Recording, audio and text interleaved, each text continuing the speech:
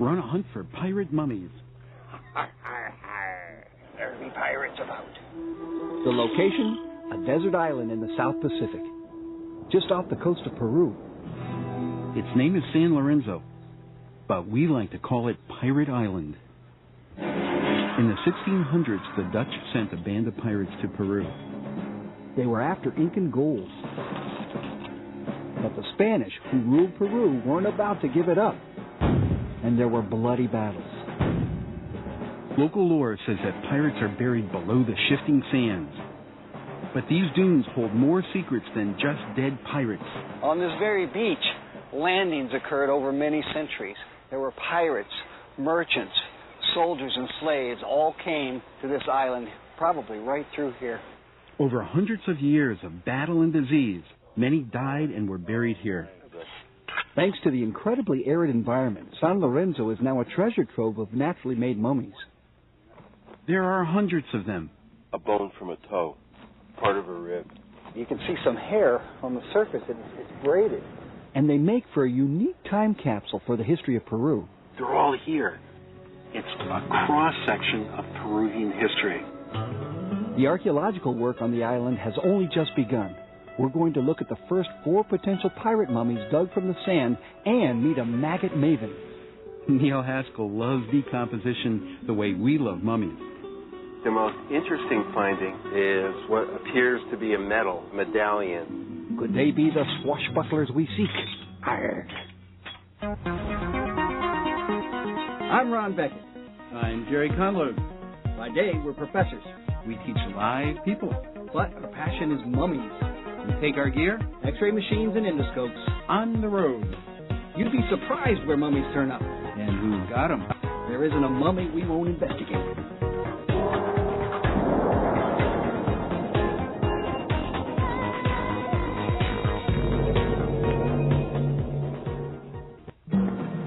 Our journey starts at the port of Callao, Lima, mainland Peru. The island of San Lorenzo is accessible only by boat. No problem for me, but not so good for Jerry. I don't really like the water. The boat has water coming in at this point. It's only a 20-minute ride, but with thick fog and a leaky boat, that's about 20 minutes too long for me. San Lorenzo. You can see along the coast, there's an old shipwreck out there. This place is just rich with history. The island, as is all the islands along the coast of Peru, are controlled by the Navy. In fact, the island is now home to a naval base and hundreds of sailors who, for security reasons, can't be on camera. It's a sensitive area, so we do have to be careful, not only what we film, but where we can go on the island as well. One of the places we can go, and we're heading for right now, is the excavation site. Let's meet the team. Jose Antonio Hudwalker is a Peruvian archaeologist with the National Institute of Culture. He's also the dig leader. Mapi Fortunic is an anthropologist with the Naval Museum. Marla Toyne, an anthropology graduate student at Tulane University back in the United States, is also here. And we brought along a couple of our own students from Quinnipiac University to help with the dirty work. I think this is one of the most amazing experiences I've ever had. I've never had a chance or an opportunity to do anything like this, and I wish I could come with them on every trip they go on from now on. We should have brought more students. Our equipment isn't the only thing we have to haul. The island has no fresh water and not much grows here. All necessities are shipped in by boat. Like us. We're looking at a huge cemetery. It extends to the other side of the dune, up the valley, and down to the ocean. The particular cemetery that we're working in is in blue, and it's in this position. So we're about ready to look at our first mummy here on Isla San Lorenzo. Wow. This grave isn't very deep at all. He sure does look like a pirate. Check out that black beard. And check out his duds. Here's a little button on his pants. A fully clothed mummy buried in his shirt and pants. Maybe his garments can help us date him. Yeah. Based on the pleats in his shirt and the fine quality of it, Jose suggests that he may have come from the 1600s or 1700s. That's exactly the time the pirates would have been here. Gonna need an expert to analyze these clothes. In the meantime, over to mummy number 2. This one was buried deeper and nearer the water table than our first mummy, the one we're calling Blackbeard. This is the deepest burial so far that the archaeologists are uncovering. You can see it looks like there's some mildew on the inside, so there's definitely been a lot more moisture affecting this coffin. Hopefully the individual inside the mummy hasn't suffered too much because of this moisture. The preservation is quite poor because there's been water damage. Not much of a mummy. Decomposition fueled by moisture hit this body pretty hard.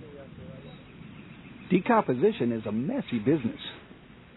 For mother blowfly, when she's out and she's got her eggs ready to go and she's looking for some place to lay her eggs, she can smell a body at 1.5 miles when we can be standing right next to it and not even smell it yet. Neil Haskell turns this mess into a science. He's what's called a forensic entomologist. Forensic entomology is a relatively new science. It studies the decomposition of the body as it relates to insect activity. What he learns from this, he can apply to legal cases in terms of how long a body has been dead, and even where that body came from, the geographic location, a time of year. How does he do it? To find out, we head to his family farm in Indiana. Neil helps the police solve murder crimes with the aid of some unlikely assistants. Maggot-infested pigs. The snap, crackle, and pop sound that you hear is actually the maggots. These pigs were put out about 1.5 weeks, 2 weeks ago, 3 weeks ago for a workshop I was doing. Why use pigs? Pigs are kind of like people. They have skin, they have hair, their internal organs are the same configuration, and they're about the same weight. And also, pigs decompose in the same way that human beings do. After death, the first to arrive on the scene is the blowfly, looking for a moist, warm place to lay her eggs. Blowflies are not your common housefly. They're after bodies, not garbage. If we stood still too long out here, we'd become one of his experiments. These flies are looking to lay eggs somewhere. Better keep my mouth shut. The eggs hatch and the hungry maggots are born. Their first meal, rotting flesh. And there's plenty to go around. Remember, we've been to the country buffet, and we've taken all we can eat, so we're leaving? Well, look at this. Here they go. Here they go. They're going. They're just walking right at there. You see them crawling across. I see them all over the place. See how far they can travel? It's amazing what these little guys can do. They're over there. As the maggots head off into the sunset, they leave behind a souvenir, a delightful concoction Neil fondly calls stinker juice. Stinker juice is the fluids that are being generated by the decomposition of the carcass, plus the digestive enzymes that the maggots mix in with it. Maggots aren't the only crime solvers. Other bugs play an important role as well. We can get this progression of the different insects that come in, feed for a while and leave, feed for a while and then they leave. We have that then for documentation. Understanding different insect feeding habits allows Neil to determine the time of death and the PMI or post-mortem interval. In some cases, the insects can also help determine the place of death. You can even test flesh-eating bugs for traces of drugs and chemicals. Well, it adds a different perspective to a walk through the woods. And a walk through Pirate Island, where we've just unearthed another potential pirate. Wow. This mummy is buried right next to Blackbeard in a layer of sand that gets essentially no moisture. Little moisture means little decay, and that means no maggots. Nicely preserved. I think this is a fantastic example of natural mummification. San Lorenzo is one of the driest places we've ever been to. The average rainfall here is only 0.8 of an inch per year. That's just over 2 centimeters. We're talking super dry. A true desert island and a mummy-making machine. Drying shrinks corpses, but these mummies are really skinny. It could be a sign of disease, like any traveler's worst nightmare, dysentery. A few of the mummies that we're working on right now show signs that they were really, really thin, a sign of dysentery and diarrhea. The dysentery diagnosis fits with the island's pirate past. In 1623, a Dutch noble, Maurice of Nassau, decided that Peru and all its wealth should belong to the Dutch and not the Spanish. The Dutch leader sent a fleet of military ships off to conquer Peru. 11 vessels, nearly 300 cannons, and over 1,600 pirates were dispatched to invade the strategic port of Callao. Nearby Pirate Island would be their base. The setting is perfect.